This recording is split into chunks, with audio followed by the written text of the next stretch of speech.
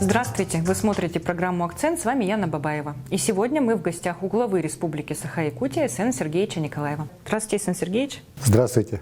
Спасибо большое, что нашли время для нас. Эсен Сергеевич, вы по праву являетесь нашим главным ньюсмейкером. Только за последние полгода на всех наших площадках Якутского Саха-информационного агентства вышло более 3,5 тысяч новостей с вашим участием.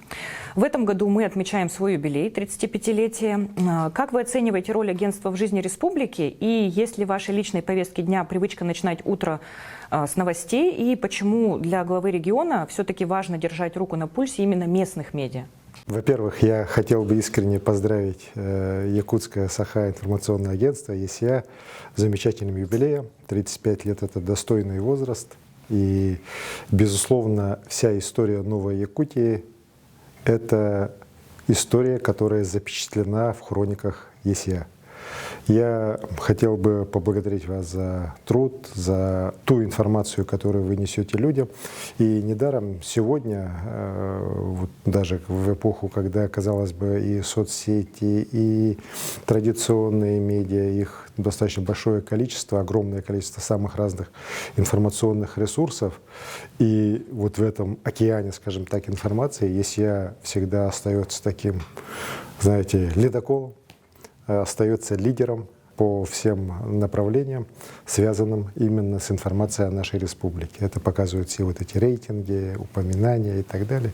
И секрет этого в той работе, которую многие поколения уже работников ЕСЯ проводят, она заключается в чем? В том, чтобы информация была объективная, информация была правдивая, информация была своевременная и качественная. Конечно же, я как глава республики по долгу службы должен находиться в гуще информационной повестки. И для меня, знаете, не то, что утро начинается, да, у меня день весь проходит все равно в рамках получения самых разных новостей, касающихся жизни в вузах республики, на уровне республики, федеральная повестка, мировая повестка, всегда постоянно разная информация поступает. Ну и, конечно, вот ЕСЯ, все ее, скажем так, проявления в социальных сетях, они у меня есть, я их вижу, читаю. Еще раз говорю, для вот то, что отличает наши республиканские средства массовой информации, и не только государственные, кстати, но и негосударственные, это все-таки вот то, что желание быть ближе к людям, желание быстрее подавать правильную, качественную информацию, оно, несмотря на все, скажем так, порой моменты различные, да, которые присущи в первую очередь нашим негосударственным СМИ, так, но оно все равно в целом вот для нашей республики такая хорошая, высокая журналистская культура сформировалась уже, можно сказать, она сохраняется, и ЕСЯ здесь является, еще раз хочу подчеркнуть, таким ярким, четким таким примером. Спасибо большое. А как вы считаете, качественная информационная повестка – это та же самая инфраструктура региона, как связь, допустим, или наравне с дорогами? Да нет, знаете, я прямо вот так не скажу, но то, что информация для нашей республики значит больше, чем для других регионов, да, наверное, в какой-то степени, это имеет и объективные предпосылки.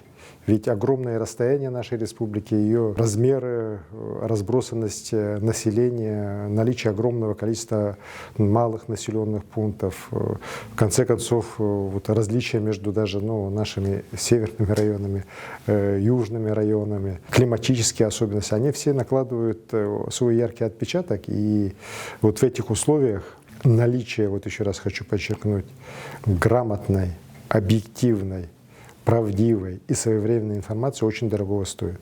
Возьмем даже чрезвычайные ситуации. Ведь иногда бывает так, что в силу субъективных каких-то факторов и так далее начинаются какие-то не очень правильные, например, подача информации, так что или все очень плохо, или наоборот все хорошо, так. И в этих условиях наличие правдивой информации, она очень дорогого стоит. И еще раз говорю, здесь это речь не только о ИСИА, речь вообще идет о СМИ в целом и об ответственности, в том числе журналистской. Одно дело, когда жители просто выкладывают в силу разных причин там ту или иную информацию, не всегда проверенную, так? А другое дело, когда делает это уже средства массовой информации. Понятно, что и средства массовой информации и доверие больше, но я считаю, что и спрос должен быть больше. Вот еще раз хочу подчеркнуть, внутренняя такая культура журналистская, она все-таки, на мой взгляд, на более высоком уровне, чем в других местах. Сейчас в повестке и фокусе внимания всех СМИ — это выборы депутатов Государственной Думы. У нас в Якутске впервые назначенный мэр города. Как вы считаете, какие задачи будут стоять перед депутатами для отработки на федеральном уровне? И какие выводы можно уже сегодня сделать по итогам первого месяца работы мэра города Якутска Дмитрия Дмитриевича Садовникова? Во-первых, мэр у нас не назначенный, мэр избранный Якутской городской думы по новому закону. Я считаю, что вот как раз такой способ волеизъявления избирателей города именно через своих представителей, это практика не только общероссийская, она общемировая, и ничего зазорного в этом нет. И наоборот, я считаю, что это позволяет людям иметь более квалифицированную, ориентированную на решение интересов именно города власть. Месяц, конечно, это небольшой срок, это совсем маленький срок, так? И уверен, что Дмитрий Ильич Садовников еще многие годы будет возглавлять город и сделает много для него хорошего. Но даже вот этот месяц, который прошел, он уже показывает, что он как раз взялся за решение главных вопросов, которые крайне важно сегодня в Якутске решать. Это и коммунальный комплекс, это и чистота в городе, это, знаете, самое главное, наверное, налаживание диалога с горожанами по самым разным направлениям, по предпринимательству, по социальным вопросам, работа управ городских, вообще работа городских властей по решению насущных проблем горожан. Ну и, конечно, вот этот диалог с горожанами, когда горожанам не только говорят, но их слушают. Их слушают, их слышат и вместе решают вопросы, которые волнуют конкретно людей. Это очень важно. Я уверен, что Дмитрий Ильич Садовников, как человек, который начинал свою работу именно в городе Якутске с самых низов муниципальной власти, работал и в управе, работал в управлении, многие годы был моим заместителем по вопросам городского хозяйства. Сейчас приобрел колоссальный опыт на уровне республики, имеет очень хорошее устойчивое понимание работы федеральных органов власти, институтов развития. Он сможет вот весь свой талант, свои способности проявить именно на посту мэра города и, конечно, сделать все, чтобы наш Якутск стал лучшим городом мира на вечной мерзлоте. Что касается выборов в Государственную Думу, здесь же подход очень простой. Нам в Государственной Думе, якутянам, нужны люди, которые реально помогают республике решать те вопросы, которые стоят, опять же, перед якутянами. Нам, знаете, вот люди, которые просто сидят там ради того, чтобы покрасоваться на трибунах, выдвинуть красивые лозунги, порой популистские лозунги, да, написать там пару запросов на просьбы якутян, которые направляются обычно чаще всего, опять же, обратно в мой адрес. Я считаю, что мы все-таки должны более ответственно подходить к выбору наших депутатов. Нам нужны люди, которые реально решают наши вопросы. Масса вопросов у Якутии всегда есть. Мы, как самый большой субъект Российской Федерации, субъект, который живет и работает в крайне сложных климатических условиях, транспортно-логистических условиях, конечно же, должны добиваться того, чтобы на уровне федерации наши нюансы, вот наши особенности всегда учитывались. И у меня есть свое поле работы, так, по которому я отрабатываю. Ну и у депутатов нашей Государственной Думы тоже оно такое должно быть. И они должны это четко исполнять, ну и отчитываться перед населением, что конкретно сделано для того, чтобы жизнь в Якутии у нас становилась лучше. Вот. И я уверен, что наше население, оно мудрое, оно сделает правильный выбор, и депутаты, избранные в Государственную Думу Федерального собрания следующего созыва, будут теми людьми, которые преданно будут работать во благо интересов всего населения нашей республики. Виктор Сафронов стал 13-м по счету герою России из Якутии. Вы часто видитесь с ребятами. Они, кстати, это очень часто отмечают в своих интервью, когда к нам приходят. Кроме того, вы в прошлом месяце встречались с главой государства Владимиром Владимировичем Путиным. И он в очередной раз отметил заслуги наших бойцов. Вот как выстроена работа по помощи участникам СВО и что можно в ней улучшить, на ваш взгляд? И есть ли что улучшать? Вы знаете, помощь нашим участникам специальной военной операции, членам их семей, это, безусловно, наш долг. Долг всех, кто сегодня живет, работает в республике. Ребята сражаются за нашу Родину. Многие отдают за нее самое дорогое, что есть у человека, свою жизнь. И, конечно, мы должны делать все, чтобы и они, и члены их семей пользовались всеми теми мерами поддержки, которые наше государство сегодня предоставляет. У нас в республике большой пакет, 117 мер поддержки, самых разных, и в части реабилитации, в части трудоустройства, в части лечения, различных форм поддержки, самые разные, так, в том числе грантовой поддержки.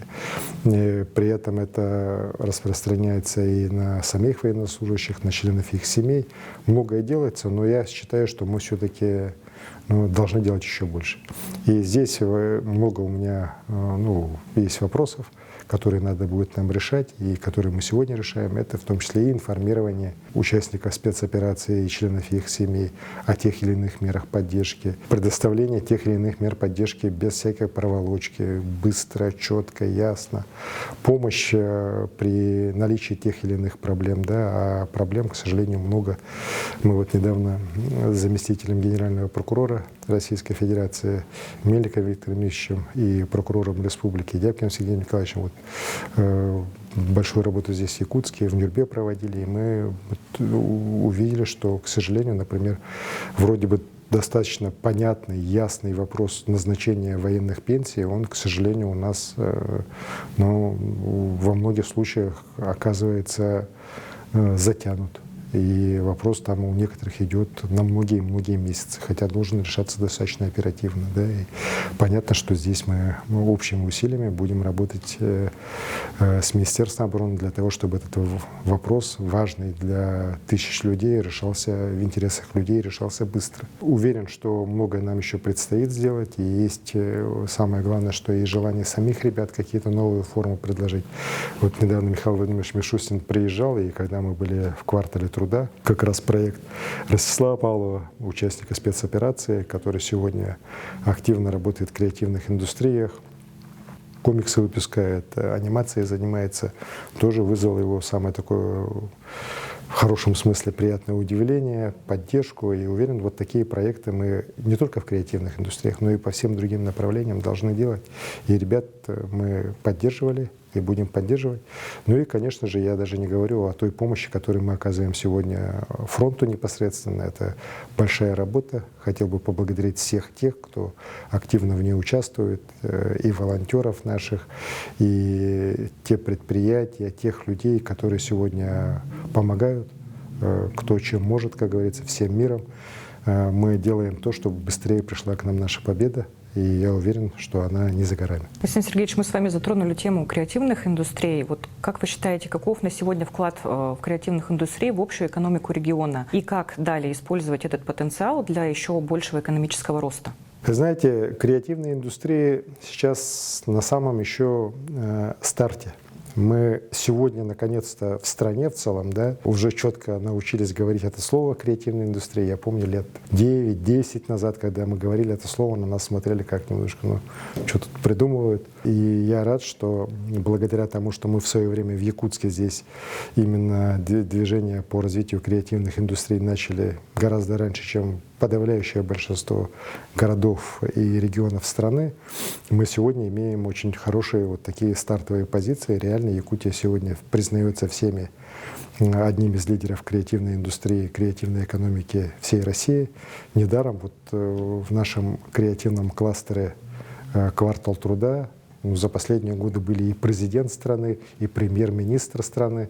Но таких креативных кластеров, наверное, даже и в стране-то нет. Да? При этом, конечно, успокаиваться никак нельзя. Мы сегодня должны уже от знаете, вот в хорошем смысле от количества переходить к качеству. То есть, если, ну, например, вот как раз на примере кино, я могу сказать, что вот мы научились снимать кино, как никто другой в России. Мы реально одни из лидеров сегодня. Якутское кино — это уже отдельное такое слово и в российском, и в мировом кинематографе. Но сейчас нам просто из культурного явления надо делать это явление уже экономическим, чтобы появилась реально действующая киноиндустрия. И это, знаете, это колоссально тяжелый, непростой шаг. Я на самом деле достаточно серьезно изучаю историю креативных индустрий мировых, как это все происходило, как это шло. И вот именно переход от явления культурного к экономическому — это на самом деле один из самых тяжелых шагов. И во многих случаях вот его не удается сделать. В очень-очень многих странах, в очень многих регионах.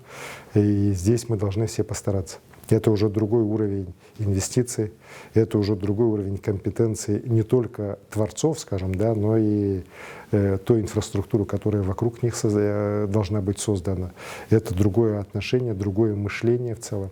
Не просто, но мы обязательно это сделаем. Почему? Потому что у нас, главное, есть люди, есть талант, мы растем, и я вот с радостью вижу, что кроме явления, например, вот кино, у нас уже много других направлений, по которым Якутия сегодня уже выходит на передовые позиции. Это все отмечают. Самое главное — не останавливаться. Вот для нас самое, что может быть плохое, это если мы успокоимся, если мы скажем: мы чемпионы, все, нам больше ничего не надо, и будем почивать на лаврах, все, нас моментально обгонят. Тем более мы никогда не должны забывать, что вот окружающая среда, вот наша транспортные схемы, климат и так далее, они, конечно, далеко не предполагают, что вот здесь оазис такой для того, чтобы сюда со всего мира люди стремились. Но мы все равно должны делать вот через свой талант, через продвижение наших смыслов, наших ценностей, нашу Якутию тем местом, куда эти люди все равно будут приезжать. И реально делать его центром креативных индустрий российского и мирового масштаба. Сейчас идет активная фаза строительства Ленского моста. Какие самые сложные инженерные вызовы уже позади, а какие еще только предстоит решить? И что для вас лично значит этот проект? Не как для главы региона, а как для человека, который родился и вырос в Якутии? Вы знаете, сейчас самое главное, что мы сделали, мы Ленский мост из проекта, который был на бумаге, так, превратили уже в реально действующий проект. Мы его строим. Уже работы ведутся не только на подходах к нему с левого и правого берега, работы уже идут полным ходом на русле реки. Вот установка этих кофердамов, огромных сооружений, основ для пилонов вантового моста, она уже вот по двум из них идет самым активным образом, по третьему будет в следующем году проходить. И, конечно же, вот та же работа, которая идет, например, с правой стороны, она многим не видна, непонятна, да, но поверьте, там тоже идет колоссальная работа по устройству опор моста, по эстакаде, которая вот будет соединять федеральную дорогу Лена и мост. В целом мост уже вышел еще раз говорю, из стадии проектной на стадию реализации, причем конкретно уже мы вышли на русло, самый тяжелый, самый непростой этап работы. И уверен, что мост будет построен. Мы сейчас идем четко по плану. Я регулярно об строительстве моста докладываю президенту страны, и президент прекрасно в курсе всех нюансов вокруг строительства моста, он нас поддерживает, и во многом именно благодаря его воле, его решению вот этот мост у нас сегодня строится.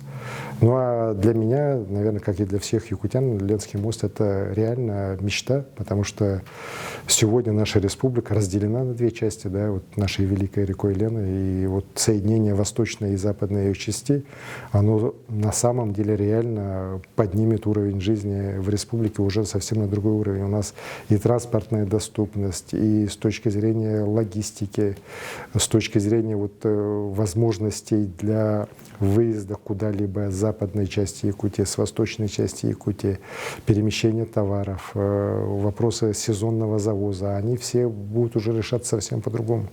И уверен, что вот это даст мощный толчок и без того быстро на самом деле растущей экономики Якутии, мы, конечно же, жители это все почувствуют на себе, в том числе и через улучшение качества жизни. Айсен Сергеевич, я благодарю вас за очень интересную и познавательную беседу, а еще за теплые поздравления. На этом программа «Акцент» подошла к концу. Меня зовут Яна Бабаева. Смотрите нас на ИСЯ.